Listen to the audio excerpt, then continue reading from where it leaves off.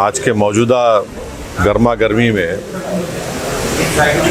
तमाम सियासी जमातें तारीख़ को भुला रही हैं और एक मंसूबाबंद तरीक़े से तारीख़ को मस्ख़ करके पेश कर रहे हैं। सच्चाई ये है कि 500 साल तक मुसलमान वहाँ पर उस मस्जिद में नमाज़ें अदा की और जब जीबी पंत वज़ीर आला या मुख्यमंत्री थे उस ज़माने में रात के अंधेरे में वहाँ पर मूर्तियाँ रखी गई। तो क़ानून ये कहता है 145 CRPC कि अगर मैं किसी के घर में जाकर कब्ज़ा कर लिया तो आप उसको बंद करके निकाल देते। वो नहीं किया जीबी पंत ने। फिर वहाँ एक उस ज़माने में एक डिस्ट्रिक्ट मजिस्ट्रेट होते थे, उनका नाम था नायर साहब ने मस्जिद को बंद कर दिया, मुसलमानों को आने से रोक दिया और फिर वही नायर साहब 1950s में जनसंघ के MP बने लोकसभा में। फिर ये सिलसिला चलता गया, मुसलमान तो महरूम हो गए इबादत से। 1986 में उस ज़माने में बग़ैर मुसलमानों को सुने एक 26 पेज का ऑर्डर कोर्ट ने दे दिया। उस ज़माने में कंप्यूटर नहीं था, 5-6 मिनट की सुनवाई में 26 पेज का ऑर्डर दे दिए। तो यानी पहले से टाइपशुदा ऑर्डर था। और जज साहब अपनी किताब में लिख रहे कि मैं ये फ़ैसला इसलिए दिया क्योंकि मेरे को ऊपर से इशारा हुआ। और इशारा क्या हुआ? जज साहब अपनी किताब में लिख रहे कि मेरे घर की दीवार पर और कोर्ट की दीवार पर मैंने 2 दिन तक एक काले बंदर को बैठते हुए देखा। तो बूटा सिंह मस्जिद शिलान्यास कर दिए। फिर 6 दिसंबर को जो डिमोलिशन हुआ उसमें बीजेपी के पूरे लीडर, संघ परिवार के पूरे लीडर सुप्रीम कोर्ट को जाकर ये वादा किए कि हम बाबरी मस्जिद को हाथ नहीं लगाएंगे। वो डिमोलिशन हो गया। अब तक सुप्रीम कोर्ट वो कंटेम्प्ट पिटिशन हियर नहीं किया। फिर सुप्रीम कोर्ट में टाइटल सूट का जजमेंट आया और टाइटल सूट के जजमेंट में सुप्रीम कोर्ट ने कहा कि फेथ की बुनियाद पर हम वहाँ पर मंदिर के जो डिमांड कर उनको देंगे। तो हम मुसलमानों का झगड़ा जो ये था, ये टाइटल का झगड़ा था। हम वहाँ नहीं गए थे कि हमारे को यहाँ नहीं तो 5 एकड़ वहाँ दे दो। 5 एकड़ के लिए नहीं गए थे हम। तो ये फेथ की बुनियाद पर जब फैसला आया तो मैंने उस वक्त भी कहा, आज भी कह रहा हूँ कि वो जजमेंट के बाद ही बीजेपी और संघ परिवार के हौसले बहुत बुलंद हो गए। और मैंने जिस खदशे का इज़हार किया था वो आज बदबख्ती से सच साबित हो रहा है। आज आप देख रहे हैं कि कई पुराने इश्यूज़ खुल रहे हैं। तो जैसा कि सुनिए, सुप्रीम कोर्ट का एक साबिक़ा रिटायर्ड चीफ जस्टिस ने अंग्रेज़ी में कहा था कि supreme court is supreme but not infallible. तो आज हम वही देख रहे हैं। और अफसोस ये है कि कोई 6 दिसंबर की बात नहीं करता, कोई जीबी पंत की बात नहीं करता, कोई डिसेस की बात नहीं करता। और जब आप इन तमाम सियासी जमातों से पूछेंगे क्यों नहीं बात करते, तो बोलते अरे भूल जाओ ना भाई तुम लोग। मैं इन लोगों से पूछ रहा हूँ, तुम्हारी बाप की मौत को भूल सकते क्या? तुम तुम्हारी माँ की मौत को भूल सकते क्या? आप एक सिस्टमेटिक तरीक़े से इस मस्जिद को छीन लिए और कई इश्यूज़ पैदा हो गए। अब एक सिटिंग चीफ मिनिस्टर महाराष्ट्र का बोल रहा है कि हाजी मलंग दरगाह को मैं तब्दील कर दूंगा। सुनेरी मस्जिद दिल्ली का क्या किस्सा है बताइए आप। तो ये सब चीज़ें, ऊपर से मोदी ये चाहते हैं कि इससे मेजॉरिटी कम्युनिटी का वोट कंसोलिडेट हो जाए उनके लिए। और दूसरा उनका मकसद ये है कि भारत के मुसलमानों को उनकी हैसियत और उनका मुकाम दिखाना। वो तो बीजेपी तय कर चुकी है कि मार्जिनलाइज करना, पॉलिटिक्स से मुसलमान को मार्जिनलाइज कर चुके हैं। ऊपर से जो दूसरे पार्टीज़ हैं जो अपने आप को सेकुलर बोलते हैं, उन्होंने ये बोल रहे हैं कि हम हर ट्यूसडे को सूरजकांड पाठ और हनुमान चालीसा गवर्नमेंट स्कूल में पढ़ाएंगे। क्यों पढ़ाएंगे? गवर्नमेंट स्कूल तो गवर्नमेंट का है।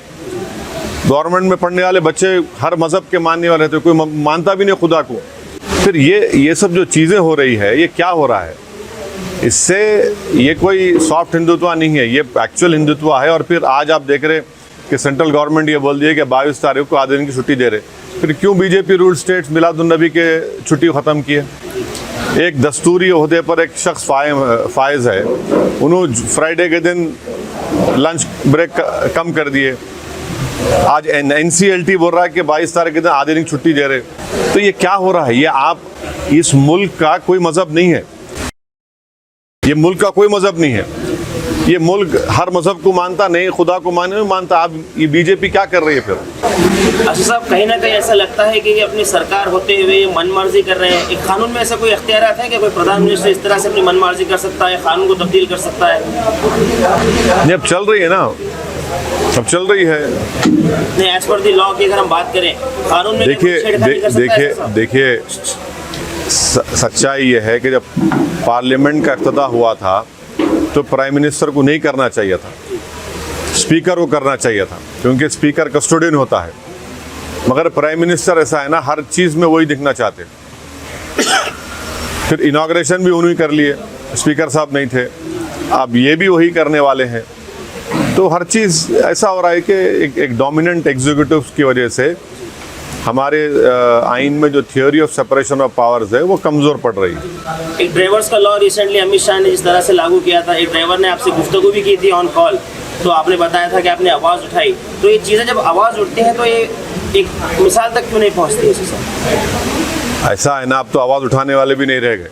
तो चलिए, अब कम से कम आवाज़ तो उठ रही है, तनकीद तो हो रही है। और वो जो क़ानून पास किया गया था, फौजदारी के 3 नए क़ानून बनाए गए, उसमें जो एक्सीडेंट में जो लोग की मौत हो जाती उनको जुर्माना और सज़ा बढ़ा देना, मैंने पार्लियामेंट में कहा था कि ये क्रिमिनल जूरिस्प्रूडेंस के ख़िलाफ़ है ये, मगर इन्होंने कर दिया।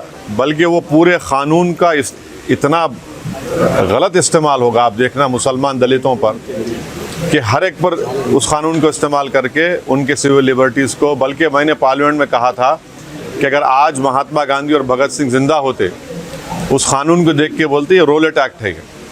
सर, देश में आपको लगता है और भी मस्जिदें टारगेट हो? ये आप क्या देख रहे फिर? ये काशी, मथुरा, सुनहरी मस्जिद, टीले वाली मस्जिद, ये टाइटल सूट के जजमेंट आने के बाद इन तमाम के हौसले बढ़ गए। हम फेथ की बुनियाद पर हम ये सवाल उठा सकते हैं। एमआईएम उम्मीदवार किशनगंज और हैदराबाद, औरंगाबाद छोड़कर दूसरे जगह भी? हाँ, अभी अब देखेंगे, टाइम है ना, अभी टाइम के बाद कुछ ही दिनों में एमपी इलेक्शन है, तैयारी गुलबर्गा कर्नाटक के लिए? अभी तो अस्पताल के इफ्तिताह करने के लिए मैं आया हूँ। तो अच्छा है, यहाँ पे जितने बीमार लोग हैं उनका इलाज होगा। अब सियासी जो इलाज करना है वो अभी बहुत वक्त है उसके लिए। जिसकी तारीफ करे थे जेडीएस आज बीजेपी के साथ अलायंस करे थे, वो 5 साल पुरानी बात कर रहे हैं आप। ऐसे ये अब दिल्ली में आम आदमी पार्टी क्या कर रही है? शिवसेना के बारे में क्यों सवाल नहीं करते आप लोग? आप लोगों देखिए, सेकुलर जरूर रही आप लोग, मगर एक आंख को बंद नहीं करना, दोनों आंख से देखना। अब शिवसेना क्या है?